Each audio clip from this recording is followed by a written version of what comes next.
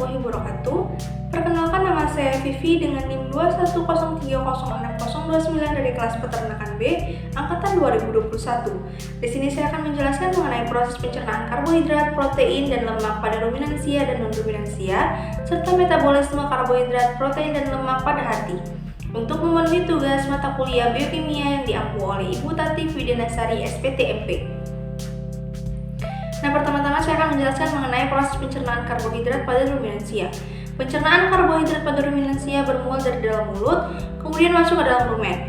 Setelah dalam rumen, fruktan, sukrosa, pati, selulosa, hemiselulosa, dan pektin akan diubah oleh mikroba rumen, di mana fruktan diubah menjadi fruktosa, sukrosa dan pati diubah menjadi glukosa, selulosa diubah menjadi glukosa 6-fosfat, lalu hemiselulosa dan pektin akan diubah menjadi pentosa. Pada tahap kedua, pentosa akan diubah menjadi fruktosa 6-fosfat. Selain itu, glukosa dan beberapa bahan fruktosa dan pentosa akan diubah menjadi pirufat. Nah, hasil utama dari pencernaan karbohidrat di dalam rumen berupa VFA, terutama asetat, propionat, dan butirat. Kemudian, konversi pirufat menjadi asetat dan butirat akan menghasilkan CO2 dan H2 yang nantinya akan diubah menjadi metan dan akan dikeluarkan melalui eruktasi. Lalu, gas metan dan VFA akan dikeluarkan dari tubuh mikroba untuk diserap di dinding rumen, retikulum, dan omasum. Setelah itu, asetat, propionat, dan butirat akan dibawa ke hati untuk dimetabolisme menjadi glukosa kembali oleh hati. Selanjutnya yaitu proses pencernaan karbohidrat pada non-ruminansia. Di sini saya menggunakan non-ruminansia berupa unggas. Pencernaan karbohidrat pada unggas bermula dari dalam mulut, di mana di sini terjadi proses penghancuran pakan yang dibantu dengan kelenjar saliva dan enzim amilase, yang mana makanan tersebut mengandung karbohidrat yang terdapat senyawa polisakarida yang mengandung selulosa, hemiselulosa, pati, dan lignin. Lalu makanan tersebut akan masuk ke dalam lambung.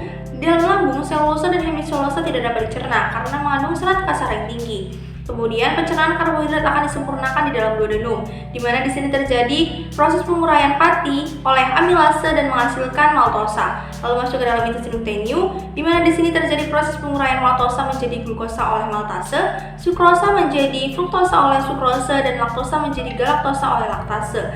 Nah, setelah penyerapan pada intestinum tenue ini, sebagian besar monosakarida akan masuk ke dalam hati, dan di dalam hati monosakarida akan mengalami proses sintesis yang menghasilkan glikogen dan akan dilepaskan serta dibawa oleh darah menuju jaringan-jaringan tubuh yang membutuhkan. Lalu yang kedua yaitu metabolisme karbohidrat pada hati. Ada 5 proses. Yang pertama yaitu glikolisis, yang merupakan rangkaian reaksi perubahan glukosa menjadi 2 molekul pirufat. Yang kedua yaitu glikogenesis, yaitu proses sintesis glikogen dari glukosa. Yang ketiga yaitu glikogenolisis, yaitu proses pemecahan glikogen yang hasil akhirnya berupa pirufat atau laktat. Yang keempat yaitu heksosa monofosfatsan, yang merupakan jalan lain untuk oksidasi glukosa. Dan yang kelima yaitu gluconeogenesis, yaitu proses pembentukan glukosa dari bahan bukan karbohidrat. Lalu yang ketiga yaitu proses pencernaan protein pada ruminansia, yang mana urea merupakan salah satu NPN atau non-protein nitrogen yang nantinya akan diubah menjadi NH3. Lalu protein oleh mikroba rumen akan diubah menjadi oligopeptida, lalu diubah menjadi asam amino, lalu diubah menjadi asam ketoalfa, yang kemudian akan diubah menjadi VFA, yang mana sebagian besarnya akan dimanfaatkan oleh mikroba rumen sebagai bahan perbanyakan gizi atau protein mikroba, di mana protein mikroba tersebut akan ikut masuk ke dalam laju aliran pakan dan akan masuk ke dalam abomasum, di mana di dalam abomasum terdapat HCl yang mampu menghancurkan protein mikroba yang dikenali tubuh sebagai protein, lalu masuk ke dalam intestinum tenue atau usus halus yang akan diserap melalui jonjot usus dan masuk ke dalam peredaran darah dan akan dikembalikan ke dalam hati. Lalu selanjutnya yaitu proses pencernaan protein pada ternak non-ruminansia berupa unggas. Nah, pencernaan protein pada unggas dimulai saat makanan tercampur dengan getah pencernaan yang terdiri dari HCl dan pepsinogen. Ketika pepsinogen bereaksi dengan HCl, maka akan berubah menjadi pepsin, yang mana HCl dan pepsin akan memecah protein menjadi senyawa yang lebih sederhana, seperti polipeptida, proteosa, pepton, dan peptida, yang mana penyerapan protein pertama kali terjadi di dalam usus. Kemudian, lapisan epitel akan menyerap air dan zat-zat makanan, kemudian sel absorpsi dari virus yang merupakan tempat penyerapan asam amino. Secara umum, asam amino yang telah diserap dalam intestinum tenue akan masuk ke dalam peredaran darah dan ini merupakan hasil akhir dari proses pencernaan protein. Yang keempat yaitu metabolisme protein pada hati. Protein ini dibawa ke dalam hati akan menjadi asam amino. Di dalam hati tepatnya di ekstrasel, asam amino akan disimpan di dalam intrasel dan sebagian besar akan diedarkan ke seluruh jaringan-jaringan tubuh oleh darah. Kemudian asam amino yang dibawa ke hati dikatakan ekstrasel karena sebagian besar asam amino tersebut akan dikeluarkan dari sel menuju jaringan-jaringan tubuh yang membutuhkannya. Kemudian asam amino tersebut akan masuk ke dalam sel tubuh, yang mana ketika tubuh kekurangan protein maka asam amino tersebut akan diubah menjadi protein. Begitupun sebaliknya. Lalu yang kelima yaitu proses pencernaan lemak pada ruminansia, yang mana ketika lemak sudah dipunya oleh ruminansia maka proses pertama yang terjadi yaitu lipolisis. Lipolisis merupakan proses perubahan lemak menjadi asam lemak, galaktosa, dan gliserol, yang mana galaktosa dan gliserol akan diubah menjadi VFA khususnya propionat. Kemudian asam lemak yang terjadi di proses lipolisis akan diubah menjadi asam lemak tidak jenuh seperti linoleat, oleat, dan linolenat melalui proses biohidrogenasi, yang mana kemudian akan diubah menjadi asam stearat.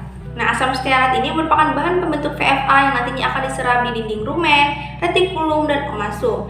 Nah, setelah asam stearat yang diserap di dinding rumen, retikulum, dan omasum, maka akan dibawa ke hati untuk disintesis menjadi asam lemak dan kilomikron. Selanjutnya yaitu proses pencernaan lemak pada non-ruminansia berupa unggas. Nah, sebagian besar lemak pada pakan merupakan trigliserida dan selebihnya berupa fosfolipid dan kolesterol. Ketika lemak masuk ke dalam duodenum, maka mukosa duodenum akan menghasilkan hormon enterogastrik yang dapat menghambat sekresi getah pencernaan dan memperlambat proses pengadukan. Nah, garam-garam empedu yang mengemulsi lemak akan dirombak oleh esterase, yaitu memecah ikatan ester antara asam lemak dan gliserol. Kemudian garam-garam empedu mengemulsi lemak menjadi butir-butir yang lebih kecil yang nantinya akan dipecah oleh enzim lipase pankreatik menjadi digliserida, monogliserida, asam lemak bebas, dan gliserol. Selanjutnya yang keenam yaitu metabolisme lemak pada hati.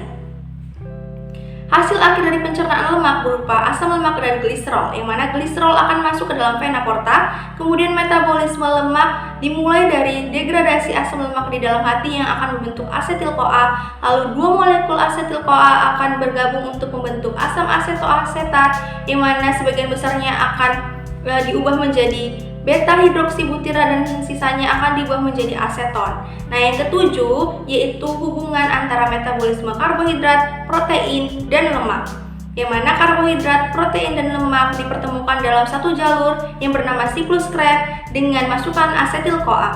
Asetil-CoA sebagai bahan baku siklus Krebs untuk menghasilkan energi berasal dari karbohidrat, protein, dan lemak.